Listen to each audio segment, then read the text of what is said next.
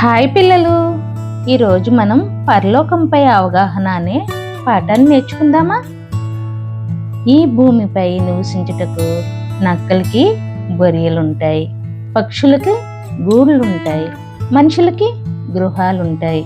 అలాగే దేవుడు ఉండే ఒక లోకం ఉంది, అదే పరలోకం. అమెరికా దేశం మనం వెళ్ళకపోయినా వెళ్ళిన వారు చూసి చెప్తే ఆ దేశం ఉందని నమ్ముతాం. అలాగే పరలోకం నుండి దిగి వచ్చిన యేసుక్రీస్తు వారు పరలోకం ఉందని చెప్పి దాని గురించి ఎన్ని సంగతులు ఉన్నాయో తెలిపారు. అవేంటో తెలుసుకుందామా? అవి పరలోకం ఎక్కడ ఉంది, పరలోకంలో ఎవరెవరు ఉంటారు, పరలోకానికి ఉన్న మరికొన్ని పేర్లేంటి, పరలోకంలో ఏం జరుగుతుంది, అసలు పరలోకం ఎలా ఉంటుంది, మనం ఎందుకు పరలోకం చేరుకోవాలి అనే అంశాలని మనం నేర్చుకుందాం. సరేనా పిల్లలు? పరలోకం ఎక్కడ ఉంది, పరలోకంలో ఎవరెవరు ఉంటారంటే మనం ఉంటున్న భూమికి పైన మనకు కనబడుతున్న ఆకాశం ఉంది కదా పిల్లలు, అక్కడ పరలోకం ఉంది. పరలోకంలో దేవుడు, యేసుక్రీస్తు మరియు వేవేల కోట్ల దేవదూతలు ఉంటున్నారు. సరేనా పిల్లలు? అలాగే పరలోకానికి ఉన్న మరికొన్ని పేర్లేంటో తెలుసుకుందామా?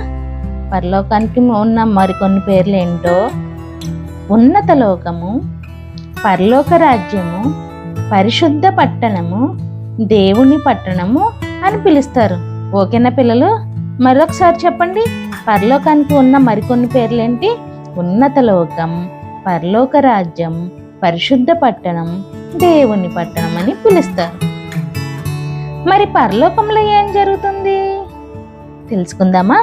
పరలోకంలో దేవదూతలు ఎల్లప్పుడూ ఎప్పుడు అంట యెహోవా పరిశుద్ధుడు పరిశుద్ధుడు అని పాటలు పాడుతూ ఉంటాయంట, గాన ప్రతిగానాలు చేస్తాయంట.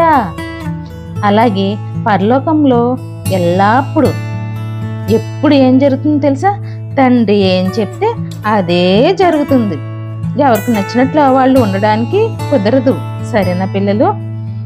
భూమి మీద ఒక పాపి మారారనుకో, పరలోకంలో సంతోషం కలుగుతుంది. ఇప్పుడు పాపి మారడం అంటే ఏంటి? మనం ఇప్పుడు ఎవరన్నా ఫ్రెండ్స్ దొంగతనం చేశారనుకోండి, దొంగతనం చేస్తే ఇది తప్పు అని గద్దించినప్పుడు సరే ఇంకెప్పుడు చేయను సారీ అని చెప్పుకొని అది మరలా తప్పు చేయకుండా ఉంటారు కదా. అలాంటి వాళ్ళు అలా మారినప్పుడు దేవుడికి చాలా సంతోషం కలుగుతుందంట. అంటే అక్కడ పరలోకంలో దేవుడు ఎక్కడున్నారు? పరలోకంలో ఉంది. మనం తప్పు చేసినప్పుడు మారినట్లయితే దేవుడికి సంతోషం కలుగుతుందంట. మరి పరలోకం ఎలా ఉంటుందో మీకు తెలుసా పిల్లలు? తెలియదు కదా, నేను చెప్తాను. భారతదేశం అనగానే అందులో ఏముంటాయి? కొండలు, నదులు, సముద్రాలు, దానికి ఉన్న సరిహద్దులు ఉంటాయి.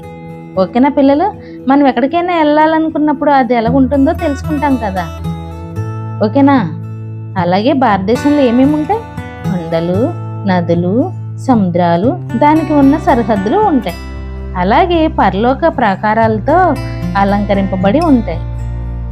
ఆ పట్టణపు రాజవీధి బంగారమయంగా ఉంటుందంట. అంతా బంగారమేనంట. మన ఇంటిలాగా ఏంటి ఆకులు కానీ, లేదంటే కమ్మలు కానీ, లేదంటే మనం సిమెంట్తో కట్టేవి కానీ, సరేనా?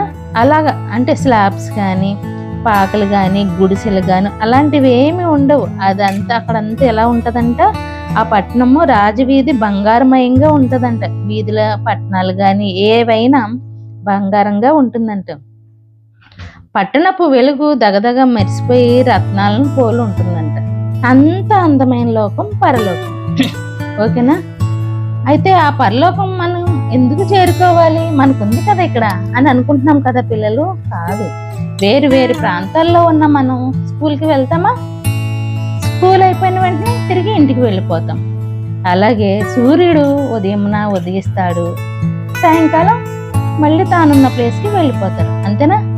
మర్నాడు ఉదయం ఉదయించడానికి సిద్ధపడినట్లుగా ఈ భూమి మీదకి దేవుడి నుంచి వచ్చిన మనం ఎక్కడి నుంచి వచ్చాం? దేవుని దగ్గర నుంచి మనం భూమి మీదకి వచ్చాం.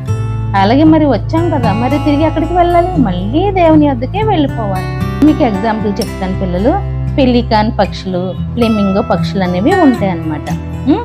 ఈ పక్షులు ఏం చేస్తాయంట? ప్రతి సంవత్సరం నవంబర్ నెలలో ఆస్ట్రేలియా నుండి వివిధ ప్రాంతాల నుంచి మన ఆంధ్రప్రదేశ్లోని కొల్లేరు సరస్సులోకి వేల సంఖ్యలో వలస వస్తాయంట. అక్కడి నుంచి వస్తాయంట. ఎక్కడికి వస్తాయి? కొల్లేరు సరస్సుకి వస్తాయి. అవి అక్కడే గూళ్ళు నిర్మించుకొని గుడ్లు పెట్టి పొదిగి పిల్లల్ని చేస్తాయంట. మరలా తిరిగి మార్చి నెలలో ఉన్న తన పిల్లలతో కలిసి ఎక్కడి నుంచి వచ్చాయో అక్కడికి తిరిగి ప్రయాణమై వెళ్ళిపోతాయి. అవి ఎక్కడి నుంచి వచ్చాయో కొల్లేరు సరస్సుకి, అక్కడి నుంచి తిరిగి మళ్ళీ అక్కడికి వెళ్ళిపోతాయండి. అలాగే ఇంకొక ఎగ్జాంపుల్ ఏంటంటే పులస చేప. తిన్నారా పిల్లలు? గోదావరిలో ఎదుగుకుంటూ వస్తుంది. మంచి టేస్ట్గా ఉంటుంది ఆ చేపలు. ఎప్పుడైనా తిన్నారా పిల్లలు? మమ్మీ వాళ్ళని అడిగి తినండి, సరేనా? అవి ఎప్పుడో కానీ దొరకవు, చాలా రేర్ అనమాట. మంచి టేస్ట్గా ఉంటుంది.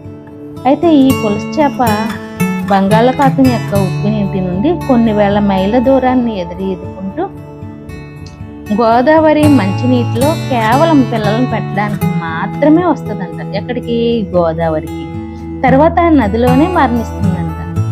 ఈ చేప పిల్లలు తిరిగి సముద్రంలోనికి వెళ్ళిపోతాయి. కొన్ని సంవత్సరాల తర్వాత అవి ఎక్కడ పుట్టాయో అక్కడికి మళ్ళీ వచ్చి పిల్లల్ని పెడతాయంట. ఓకేనా పిల్లలు? అలాగే మనం ఈ భూమి మీదకి వచ్చాం కదా, ఈ భూమి మీదకి తండ్రి అయిన దేవుని నుంచి మనం వచ్చాం. మళ్ళీ అక్కడికే తిరిగి తండ్రి అయిన దేవుని దగ్గరికి మనం చేరుకోవాలి పిల్లలు. అదే పరలోకం, సరేనా? మిమ్మల్ని కొన్ని ప్రశ్నలు అడుగుతాను, చెప్తారా?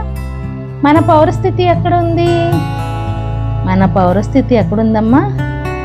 దేవుని దగ్గర ఉంది. మనం తిరిగి రమ్మని ఎవరు పిలుస్తున్నారు? తండ్రి అయిన దేవుడు పిలుస్తున్నారు. మరణము వేదన లేని లోకం ఏంటి?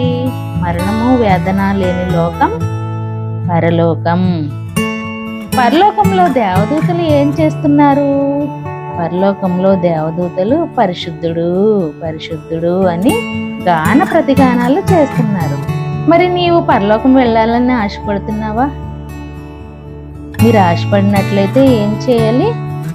దేవునిలో మంచిగా బ్రతకాలి. ఈ భూమి మీద దేవుడు మనల్ని ఒక పని మీద పంపించాడు కదా, మనం ఆ పనిని పూర్తి చేసుకుని దేవుణ్ణి సంతోషపెట్టి మళ్ళీ అదే పరలోక రాజ్యానికి మనం తిరిగి వెళ్ళాలి పిల్లలు. అలాగే ఉంటారు కదా పిల్లలు. థ్యాంక్ యూ పిల్లలు.